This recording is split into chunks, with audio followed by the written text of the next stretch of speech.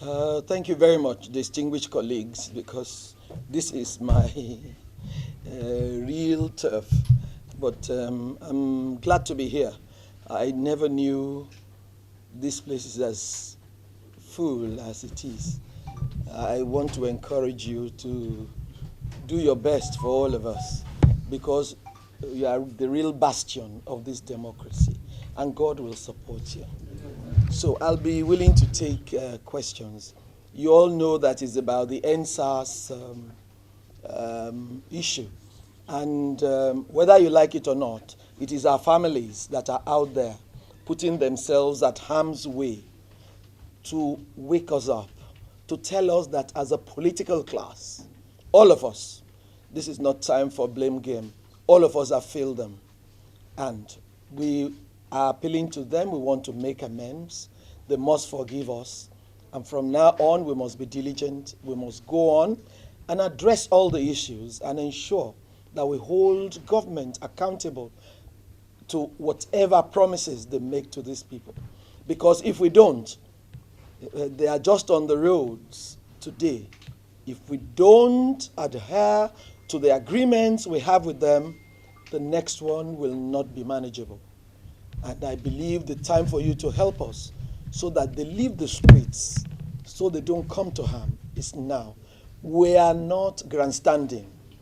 We are pleading. We are appealing to them that this is wake-up call, and we are all awake now. We now know that there is power in unity of purpose. And these children have shown us that they have purpose. They are better educated than most of us, and that they have a vision. We must give them a future that has a future, so that they too will be able to stand up and do a lot better than us. I believe that is the crux of the matter. They must leave the roads. We have heard they have made a great impact that anyone has never made in the past, and enough is enough. They should please sheath their swords while we take some time to look at everything through the Constitution and all the other committees. And the police that is at the center of it must be reformed 360 degrees. If you know barracks, they are dinghies, but new barracks must be built to ensure that policemen live decently. And the barracks must be fitted with ICT gadgets so that they can do their jobs. The time has come for us to stock body cameras. If all policemen wear body cameras, we will not have a situation where anyone will brutalize anybody, because we can monitor. We will see when it happened and how it happened. And we're not a poor nation. We can do it. And I believe this is wake-up call. It is even a rude shock for all of us. And because it is rude, we need to stand up to it and hold the bull by the horns and show these young people that the future will be better. Thank you very much.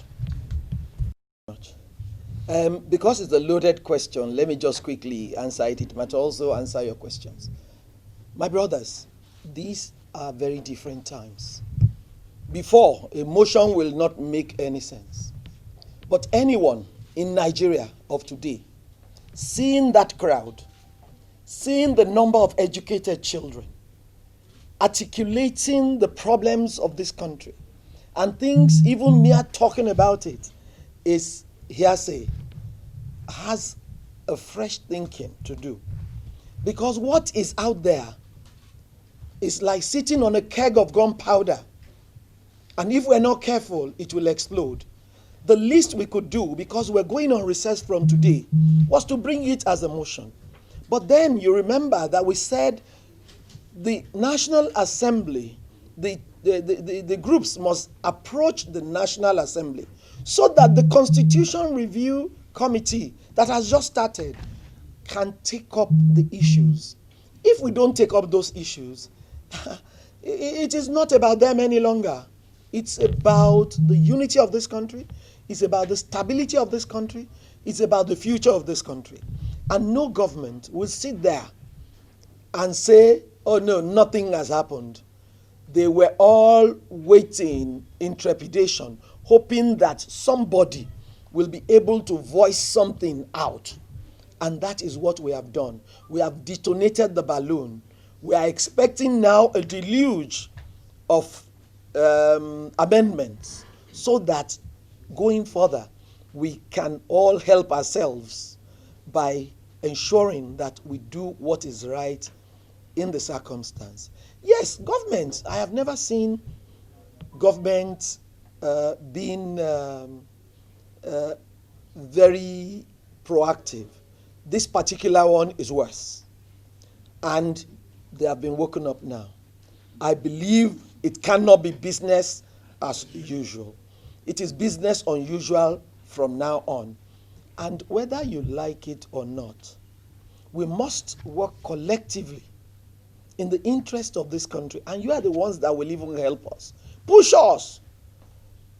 Right now, the protest is not structured. So you really do not have heads of cells that you could extract for them to be able to marshal out the points. But I understand that they were able to get a few of them that have given a 5-point agenda. We must insist that government must adhere to the 5-point agenda. That is the first thing to do. If we do that, we will rekindle interest in government. Because right now, there is deficit, whether you like it or not. The people don't trust any of us. It is not only government, even those of us here, they don't trust us. They believe that we're going to placate them, and then at the end of it all, we renege on everything we have said. But if we do that, posterity will judge us.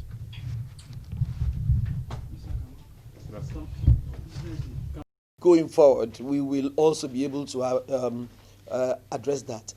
The major thing about this government and all other governments is that there is this communication gap. Most people don't get to know the details of anything. And so, assumptions are very rife. Until government decides that communication is not one way, there is nothing we will do than get the opprobrium that we're getting now. All people do is bring the budget of the National Assembly and divide it by 360 plus 109.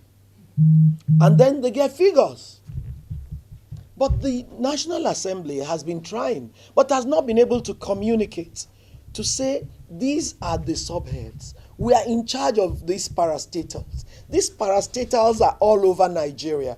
We pay their staff. We pay this. And what these people get is minute.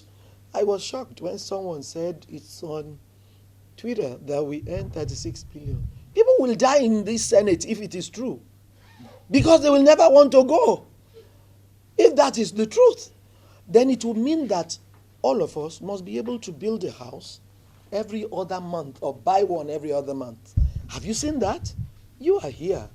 But because the people don't have information, there's nothing they can do than to assume that all those stories are the truth. Government must start communicating. Can you imagine that since this SARS thing started, people have been so very quiet? The people that were talking were even inflaming the entire thing. We must learn to say the right things at the right time. And communication must be both ways, so that people get to know what is happening, and then they can form right opinions rather than assumptions. Thank you. To late Chief Bolage, I am flabberwhelmed and overgasted by the sheer number of journalists in this place. So, because I am one of you, and you know that these are not the best of times, I shall do justice